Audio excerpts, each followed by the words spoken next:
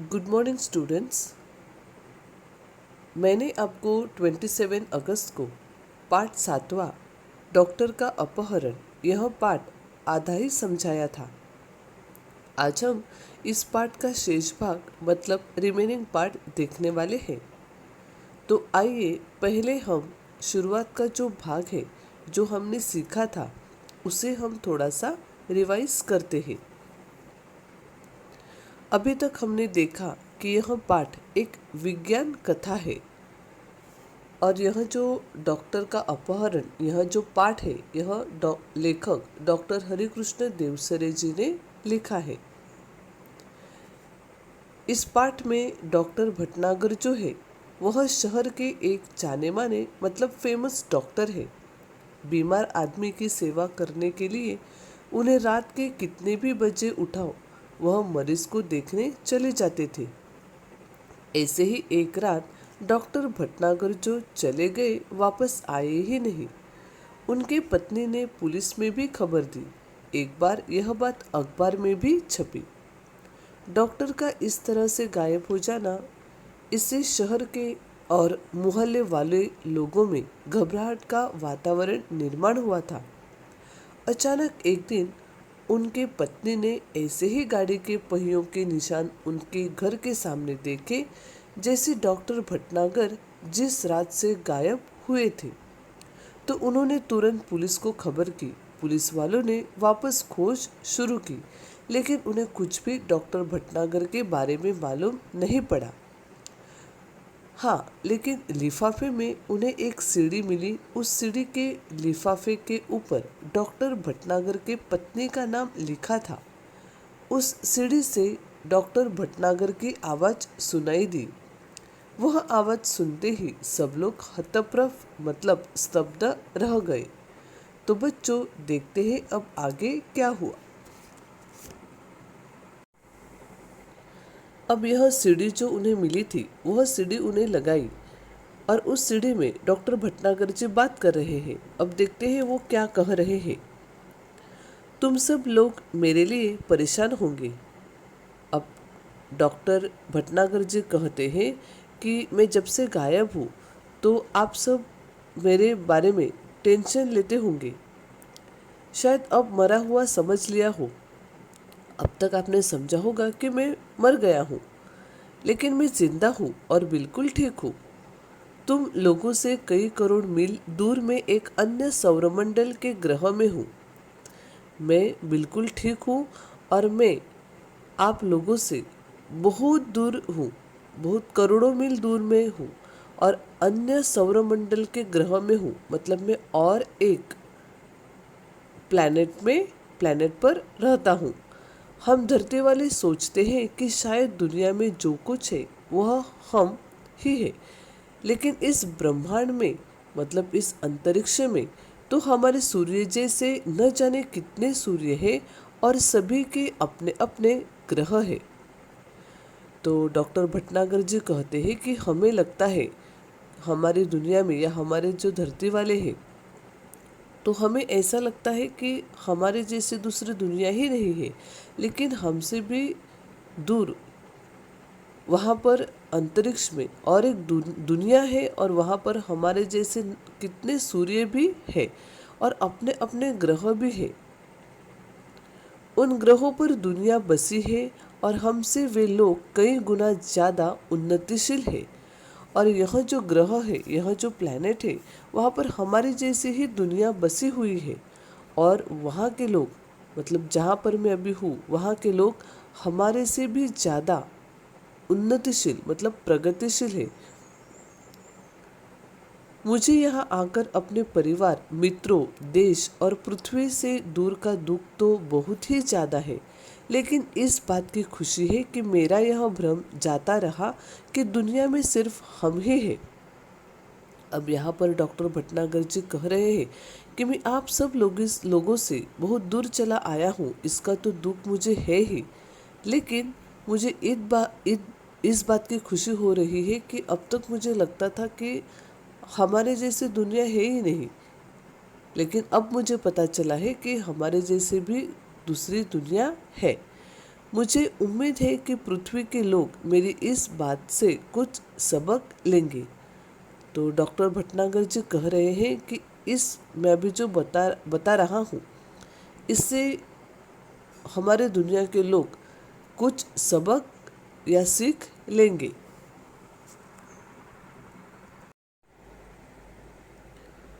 हाँ, तो पहले सुनो वह कहानी कि मैं कैसे आया। अब डॉक्टर भटनागर जी कहते हैं कि अब सुनो कि मैं इस ग्रह पर कैसे आया। अमेरिका में हुए मेरे सम्मान और मेरे ज्ञान के बारे में इस ग्रह के लोगों ने गुप्त रीति से सूचनाएं इकट्ठी की थी। तो यहाँ पर डॉक्टर बता रहे हैं कि अमेरिका में जो मुझे सम्मान या ज्ञान के बहुत पुरस्कार जो मिले थे, इस बारे में यहाँ के लोगों को मालूम हुआ। इन्होंने मेरे बारे में गुप्त मतलब चुपके से सब जो इन्फॉर्मेशन थी वह इकट्ठी कलेक्ट की थी। ये तभी से मेरा अपहरण करने की योजना बना रहे थे। तो यहाँ के ग्रह के लोगों को मालूम था कि मैं शहर का जाना माना डॉक्टर हूँ। तो तभी से यह लोग मेरे बारे में मुझे किडनैप करने के बारे में प्लान बना रहे थे। उस रात को जब मैं बाहर आया तब एक आदमी ने मुझे बाहर खड़ी सवारी पर चलने का इशारा किया। तो जिस रात डॉक्टर का अपहरण हुआ था, उस रात डॉक्टर कह रहे हैं कि जब मैं उस रात घर से बाहर आया रात 2 बजे, तब वहाँ पर जो आदमी खड़ा था उसने मुझे खड़ी सवारी पर मतलब उनकी जो गाड़ी या उनका जो यान आया था उसमें चलने का इशारा किया। मैं अपने सहज भाव से आगे बढ़ा, लेकिन उस विचित्र यान को देखकर चौंक पड़ा। अब यहाँ पर डॉक्टर भटनागर जी कहते हैं कि मैं जैसे उसने मुझे उस गाड़ी में चढ़ने का इशारा किया, मैं आगे बढ़ा, लेकिन जब मैंने उस गाड़ी को देखा, उस विचित्र यान को देखा, तब मैं चौंक पड़ा। इसके पहले कि मैं कोई विरोध करता या भागने की कोशिश करता, 3 लोगों की मजबूत बाहों ने मुझे जकड़कर यान के अंदर डाल दिया। अब जैसे ही डॉक्टर कह रहे हैं कि जैसे ही मैंने उस यान को, उस विचित्र गाड़ी को देखा, तब मैं वहाँ से भागने की मैंने कोशिश करनी चाहिए, लेकिन वहाँ पर जो मौजूद लोग थे वो 3 लोगों ने मुझे मजबूत बाहों से, उनके हेल्दी हाथों से मुझे जकड़कर मतलब पकड़कर उस गाड़ी के अंदर, उस यान के अंदर डाल दिया। यान तेजी से घूमकर सू सू की आवाज़ करता हुआ आसमान में उड़ गया। वह जो यान था, वह जो गाड़ी वो लेके आए थे, वह गोल घूमकर सू सू की आवाज़ करता हुआ आसमान में उड़ गया। घबराहट के कारण मैं बेहोश हो गया था और जब मुझे होश आया तो वह यान इस ग्रह पर पहुंच चुका था। तो डॉक्टर कह रहे हैं कि मैं बहुत घबरा गया था और उस घबराहट के कारण मैं बेहोश हो गया। तो फिर जब मुझे होश आया तब डॉक्टर कह रहे हैं कि मैंने मुझे खुद को उस ग्रह पर पहुंचा हुआ पाया। मुझे एक विशेष किस्म का प्लास्टिक सूट पहनाया गया ताकि मैं ग्रह के वातावरण के अनुकूल रह सकूं। जब डॉक्टर को होश आया तब डॉक्टर ने देखा कि उन्हें एक विशेष मतलब अलग तरीके का प्लास्टिक सूट पहनाया गया था। जैसे आप देखते हैं कि अभी कोविड-19 के लिए जो डॉक्टर लोग पहनते हैं, जब हमें चेकअप करते हैं तब आप देखते हैं कि वो किस तरह से सूट पहने हुए वो मरीजों की सेवा करते हैं। उसी तरह का एक प्लास्टिक सूट डॉक्टर को पहनाया गया था। वो इसलिए पहनाया गया था कि वहाँ के ग्रह का, वहाँ के प्लैनेट का जो क्लाइमेट है, वो क्लाइमेट हमारे क्लाइमेट से थोड़ा अलग था। तो यह क्लाइमेट डॉक्टर को सूट करे, इसलिए उन्होंने, वो ग्रह के लोगों ने डॉक्टर भटनागर जी को एक प्लास्टिक का सूट पहनाया था। अब चूंकि मुझे यहाँ आए हुए काफ़ी समय हो गया है, मैं यहाँ से भागने की कोशिश भी नहीं कर सकता, इसलिए मुझे आप सब लोगों के लिए यह संदेश रिकॉर्ड करके भेजने की अनुमति दी गई है। तो डॉक्टर कहते हैं कि यहाँ पर आए हुए मुझे बहुत समय हो गया है, तो यहाँ से अभी मैं भागने की कोशिश नहीं कर सकता और यहाँ के लोग मुझे छोड़ने वाले भी नहीं हैं। तो इसीलिए यहाँ के लोगों ने मुझे यह जो संदेश, यह जो सीढ़ी मैंने भेजी है, इसमें जो संदेश मैंने भेजा है, यह मैंने उनसे परमिशन ली, तो उन्होंने मुझे यह संदेश आपको भेजने के लिए परमिशन दी है। इस ग्रह का नाम बड़ा विचित्र सा है। यहाँ के लोग विज्ञान में बहुत आगे बढ़ गए हैं। अब डॉक्टर और आगे कह रहे हैं कि यहाँ का जो ग्रह है, यह ग्रह का जो नाम है, इस प्लैनेट का नाम है, वो थोड़ा सा अजीब सा है। यहाँ के लोग विज्ञान में बहुत आगे बढ़ गए हैं। यहाँ के जो लोग हैं वह साइंस में बहुत आगे बढ़ चुके हैं, उनमें बहुत डेवलपमेंट हो गया है। इनके पास ऐसे यान है कि ये एक सौर मंडल से दूसरे तक आसानी से आते जाते हैं।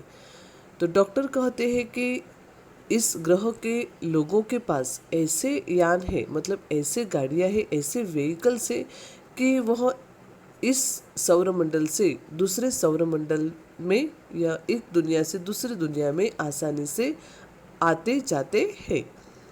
यहाँ भी लोगों ने रहने के लिए घर बना रखे हैं, कारखाने हैं, बाजार है, बस्तियाँ हैं, मोटरें हैं, सभी कुछ है, लेकिन हमसे बिल्कुल भिन्न। अब यहाँ के इस ग्रह के लोगों के पास उन्होंने खुद को रहने के लिए हमारे जैसे घर बनाए हैं, कारखाने हैं, बाजार है, बस्तियाँ हैं, मोटरें हैं, सब कुछ हमारे जैसे उनके पास है। लेकिन यहाँ के जो लोग हैं वो थोड़े हमसे अलग हैं। इनके अपने वैज्ञानिक सिद्धांत है, मतलब उनके कुछ अलग नियम है। इन्हें कई सौर मंडलों और उनके ग्रहों के बारे में जानकारी है, मतलब उन्हें अपने बारे में ही नहीं, दूसरे सौरमंडल, दूसरे दुनिया के बारे में और दूसरे ग्रहों के बारे में भी इन्हें जानकारी, मतलब इन्फॉर्मेशन है। हमारा सौरमंडल इनके सबसे निकट है, इसीलिए इन्होंने आसानी से मेरा अपहरण कर लिया। तो दूसरी दुनिया से, डॉक्टर कह रहे हैं कि दूसरी दुनिया से हमारी दुनिया, हमारा सौरमंडल इनसे बहुत पास है, बहुत निकट है, इसीलिए इन्होंने मेरा अपहरण, मेरा किडनैपिंग बहुत इजी से किया है। मेरे अपहरण का कारण जानने से पहले यह जान ले कि ये लोग चिकित्सा शास्त्र में बहुत पिछड़े हुए हैं। अब डॉक्टर कह रहे हैं कि मेरा अपहरण क्यों हुआ, इसे जानने से पहले मैं आपको बताता हूँ कि यहाँ के लोग चिकित्सा शास्त्र में बहुत पिछड़े हुए हैं। मतलब यहाँ के लोगों के पास डॉक्टर नाम की चीज़ है ही नहीं, क्योंकि उन्हें इतना कॉन्फिडेंस था कि हमारे ग्रह के लोग कभी बीमार पड़ेंगे ही नहीं, इसलिए उनके पास डॉक्टर यह चीज़ नहीं है। यह एक ऐसा ग्रह है जहाँ विज्ञान अपनी चरम सीमा को पहुँच चुका है। तो यह जो ग्रह है वो ऐसा एक ग्रह है, ऐसा प्लैनेट है, मतलब यहाँ की दुनिया ऐसी है कि उनका जो विज्ञान है, उनका जो साइंस है, वो बहुत आगे बढ़ चुका है। यहाँ के आदमी अब आदमी नहीं, मशीन हो गए हैं। तो डॉक्टर कह रहे हैं कि यहाँ के ग्रह के, यहाँ के प्लैनेट के जो लोग हैं वो लोग नहीं, वह मशीन बन चुके हैं। यहाँ का सारा काम मशीनों से ही होता है और इसका नतीजा यह हुआ कि धीरे धीरे आदमी का महत्व कम होता गया। और डॉक्टर बता रहे हैं कि यहाँ के ग्रह का, यहाँ की दुनिया का पूरा काम मशीनों से किया जाता है, इसीलिए यहाँ का नतीजा ऐसे हुआ है कि यहाँ पे मशीनें ज़्यादा और आदमी, मनुष्य कम होते, या मनुष्य का महत्व जो है वो कम होता गया है। अब इस पूरे ग्रह में मशीनें ज़्यादा और आदमी कम है, तो इसीलिए इस दुनिया में, इस ग्रह पर मशीनें ज़्यादा है और आदमी कम है। तो बच्चों, मैं यहाँ पे आपको बताना चाहती हूँ कि हम लोग भी आज वैसे ही कर रहे हैं जिस तरह से इस ग्रह पर हो रहा है। आज हम भी बहुत सारे मशीनों का उपयोग कर रहे हैं। जिस तरह से कपड़े धोने के लिए वॉशिंग मशीन का उपयोग कर रहे हैं, अगर हमारी मम्मी किचन में खाना बनाती है तो पूरे मसाले पीसने के लिए मिक्सर का उपयोग कर रही है। आज हम साफ सफाई के लिए वैक्यूम क्लीनर का उपयोग भी कर रहे हैं। और जो कंप्यूटर है, वो कंप्यूटर आने से पहले 10 या 20 लोग एक साथ काम करते थे, लेकिन इस कंप्यूटर ने उनकी जगह ले ली है और एक ही व्यक्ति वो काम कर रहा है। तो आज हम देखते हैं कि हमारे यहाँ भी बहुत सारे काम जो है वो मशीनों से हो रहे हैं। इसलिए हमारी दुनिया का भी, मनुष्य का जो महत्व है वो थोड़ा कम होता जा रहा है। जो लोग हैं वे मशीनों के गुलाम हैं। तो डॉक्टर कहते हैं कि इस दुनिया में, इस ग्रह पर जो लोग रहते हैं वो सब मशीनों के गुलाम, नौकर बन चुके हैं। दूसरी ओर यह के लोगों को एक विचित्र तरह का सड़न रोग होने लगा है। तो डॉक्टर कहते हैं कि इस मशीनों के उपयोग के कारण यहाँ के लोगों को एक अलग तरह की बीमारी उनके शरीर में हो चुकी है। तो यह बीमारी कौन सी है कि उनके शरीर में सड़न रोग लग गया है। शरीर का कोई अंग अचानक सड़ना शुरू हो जाता है और फिर वह आदमी मर जाता है। तो यह बीमारी ऐसी है कि अपने बॉडी का एक पार्ट अचानक सड़ना शुरू हो जाता है और फिर वह आदमी मर जाता है। इस रोग का इलाज इन्हें अब तक नहीं मालूम हो सका है। तो यह जो बीमारी है, जो बॉडी का पार्ट सड़ रहा है और व्यक्ति इससे मर रहा है, लेकिन इसका इलाज, इसका ट्रीटमेंट उन्हें मालूम नहीं है। लेकिन इस रोग का कारण वे मशीनें ही हैं जो इन्हें नाकारा बनाए हुए हैं। तो डॉक्टर बताते कि यह जो बीमारी उन्हें लग गई है, इसका कारण यह सब मशीनें हैं जो उन्होंने अपने लिए बनाई है। यहाँ के वैज्ञानिकों ने मेरे बारे में सुना। तो यहाँ के जो वैज्ञानिक हैं उन्होंने मेरे बारे में सुना, मतलब डॉक्टर भटनागर जी के बारे में सुना। इन्होंने सोचा कि क्यों न मुझे यहाँ बुलाया जाए। तो जब इन ग्रह के लोगों को मालूम हुआ कि मैं एक अच्छा डॉक्टर हूँ, तब इन्होंने सोचा कि मुझे इस ग्रह पर बुलाया जाए। तब कोई ऐसी तरकीब सोची जाए कि सड़ा हुआ अंग काटकर उसके स्थान पर दूसरा अंग लगा दिया जाए। तो उन्होंने ऐसी तरकीब निकाली थी कि एक दूसरे व्यक्ति का अंग या उनके शरीर का कुछ अच्छा अंग, अच्छा पार्ट निकाल कर उसके दूसरे अंग में लगाया जाए। मतलब उनके बॉडी में जो सड़ा हुआ पार्ट है, वो सड़ा हुआ पार्ट निकाल कर अपने बॉडी का अच्छा हुआ पार्ट उस बॉडी पर रिप्लेस कर दे। बस इसी कारण मेरा अपहरण हुआ है। तो डॉक्टर कहते हैं कि इसी के लिए मेरा अपहरण हुआ है। यहाँ के लोगों को अच्छा करने के लिए मुझे किडनैप किया गया है। आज मैं यहाँ बैठकर सोच रहा हूँ कि हमारी पृथ्वी पर भी विज्ञान तेजी से उन्नति कर रहा है। तो डॉक्टर ने सब यह देखा, तब उन्हें विचार आया कि हमारे पृथ्वी पर भी, हमारे दुनिया में भी आज बहुत विज्ञान उन्नति कर रहा है। मतलब आज हम भी बहुत सारे मशीनों का उपयोग कर रहे हैं। उद्योगों के विकास से मशीनों की संख्या बढ़ रही है। मतलब जिस तरह से बिजनेस बढ़ रहे हैं, उतने तेजी से मशीनें भी बढ़ रही है। मशीनों और कारखानों से वातावरण दूषित हो रहा है।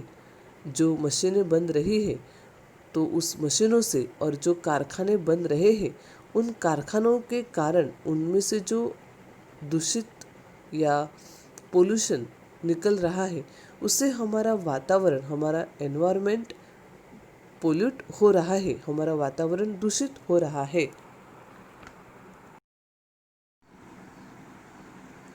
वह सब अगर जारी रहा और ज़्यादा मात्रा में हुआ तो पृथ्वी पर भी ऐसे ही दिन आने में देर नहीं लगेगी। तो डॉक्टर हमें यहाँ पर बताते हैं कि यह जो हमारे यहाँ पर विज्ञान प्रगति कर रहा है, मतलब साइंस में जो डेवलपमेंट हो रहा है, अगर इस तरह से चालू रहा तो हमारे पृथ्वी पर भी यह बीमारी आने में देर नहीं लगेगी, मतलब हमारे यहाँ पर भी वो बीमारी आ सकती है। आज भी पृथ्वी पर कैंसर, दिल की बीमारियां, तनाव के कारण होने वाली बीमारियां, ब्लड शुगर आदि उस भविष्य का संकेत है। तो डॉक्टर भटनागर जी हमें बताते हैं कि आज हमारे पृथ्वी पर भी कैंसर हो रहा है, हार्ट अटैक या तनाव के कारण होने वाली बीमारी मतलब हाई प्रेशर, ब्लड शुगर मतलब डायबिटीज़, यह जो बीमारियां आज हम देखते हैं वह सब इसी की तो निशानियां हैं। इस ग्रह के लोग इन सभी मुसीबतों से गुजर चुके हैं, लेकिन इन पर ध्यान नहीं दिए। तो डॉक्टर कहते हैं कि यहाँ के ग्रह पर भी यह सब बीमारियाँ आ चुकी थी, लेकिन इन्होंने इस पर ध्यान नहीं दिया। अब स्थिति यह है कि अगर तुरंत कोई उपाय न किया गया तो शायद यहाँ से इंसानों का नामो निशान मिट जाएगा। तो डॉक्टर भटनागर जी कहते हैं कि जब यह बीमारी इस ग्रह पर आई थी तब उन्होंने ध्यान नहीं दिया।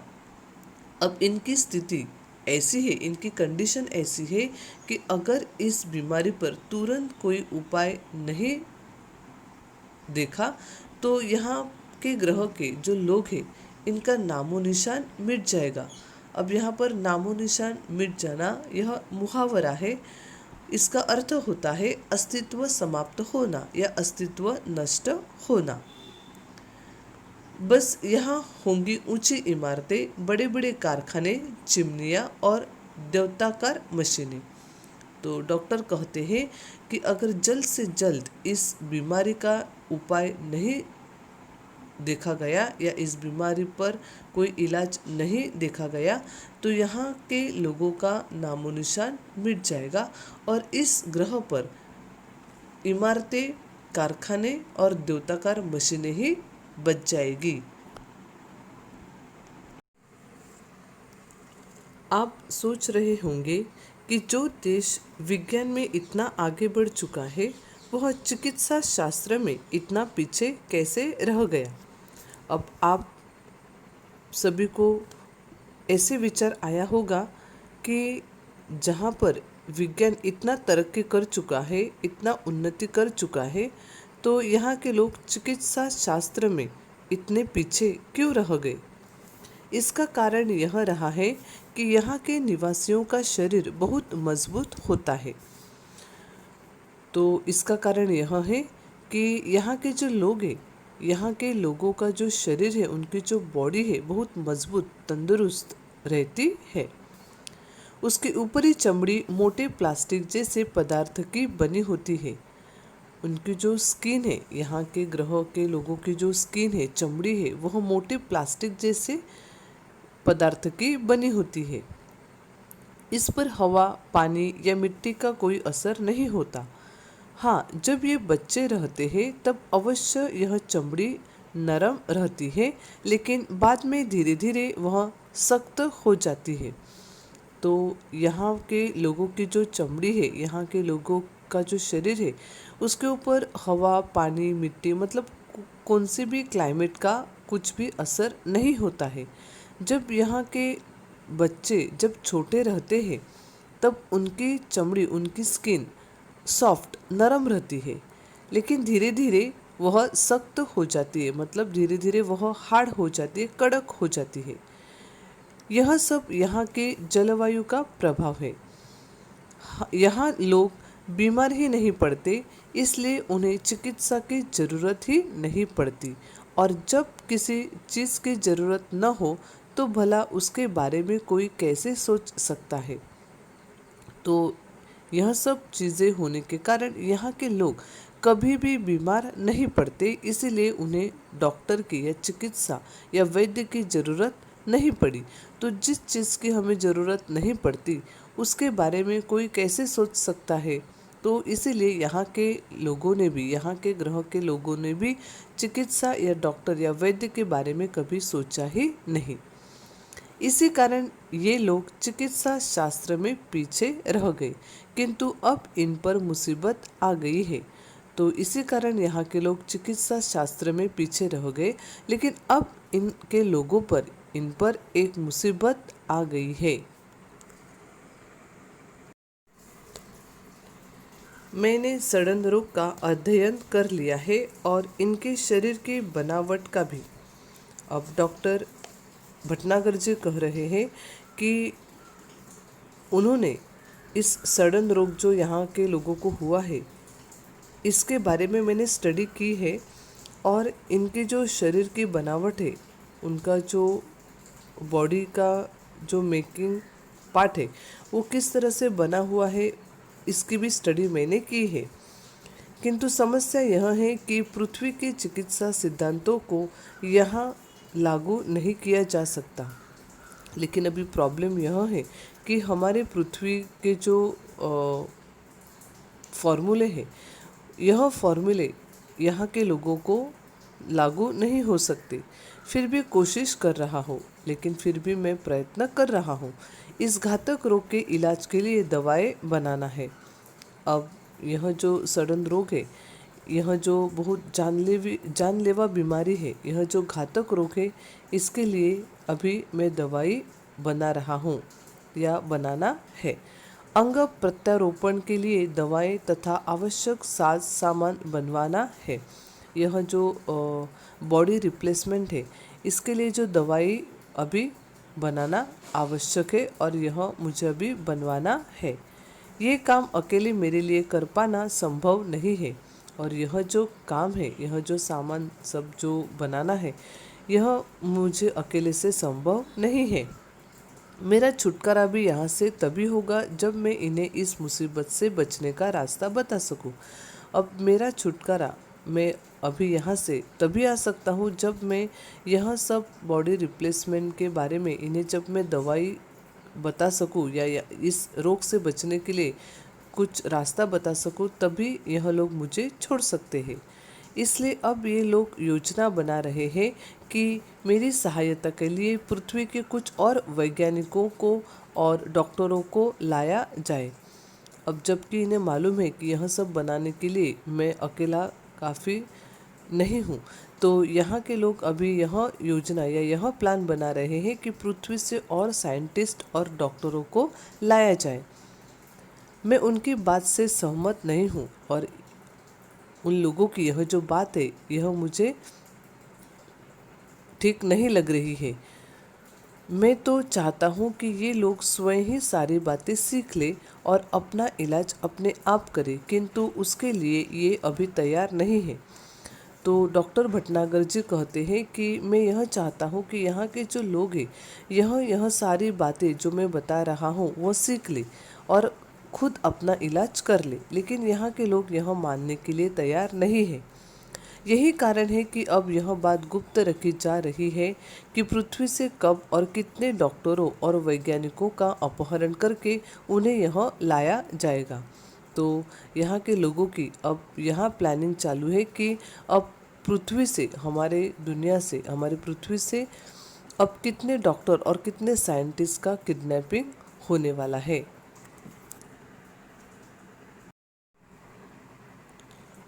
जो भी हो, अब अगर मैं सही सलामत वापस पृथ्वी पर आना चाहूँ तो इनकी इच्छा के अनुसार ही आ सकता हूँ।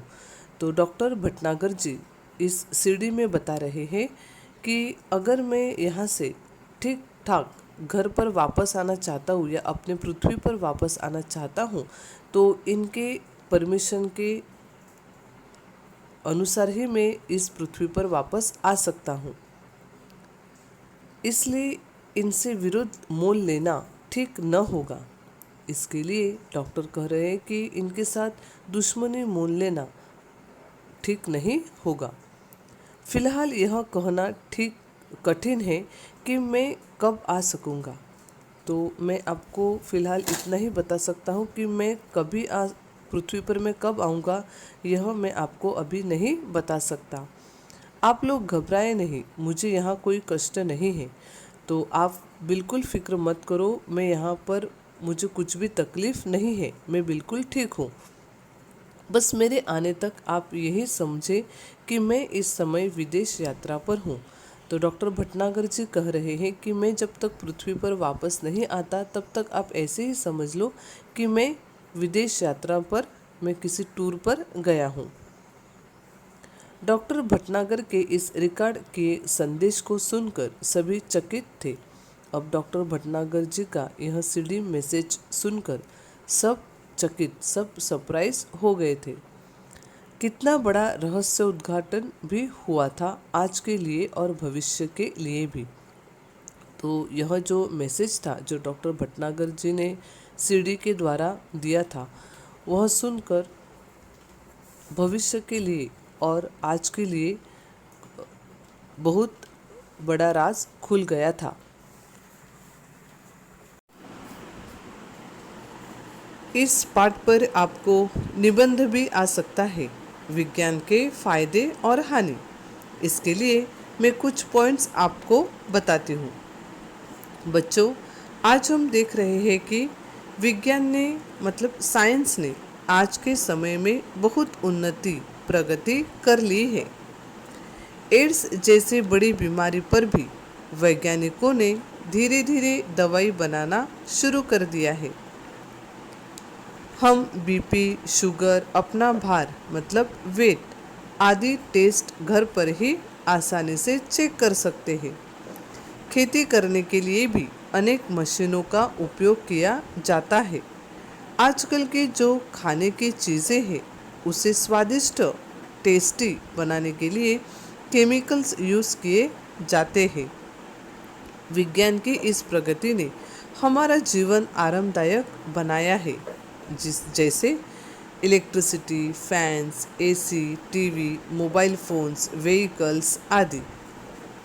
अभी जिस तरह से इस विज्ञान का हमारे जीवन में महत्वपूर्ण भाग है, उतनी ही हानियाँ भी है। इस विज्ञान का दुरुपयोग आज मनुष्य कर रहा है, जिससे हमारा पर्यावरण धीरे धीरे विनाश की ओर बढ़ रहा है। चिकित्सा के क्षेत्र में अल्ट्रासाउंड का दुरुपयोग किया जा रहा है। लोग गर्भ में पल रहे लिंग की जांच करके गर्भ में हत्या कर दे रहे हैं। विज्ञान ने कंप्यूटर का आविष्कार किया, फिर इंटरनेट का, जिससे मानव काम का बोझ कम कर सके, लेकिन कुछ लोगों ने इसका दुरुपयोग करना शुरू कर दिया है। तो बच्चों, आज का यह पाठ आपको एक बार फिर से पढ़ना है। इसमें बताए हुए मुहावरे, कठिन शब्दों को आपको याद करना है।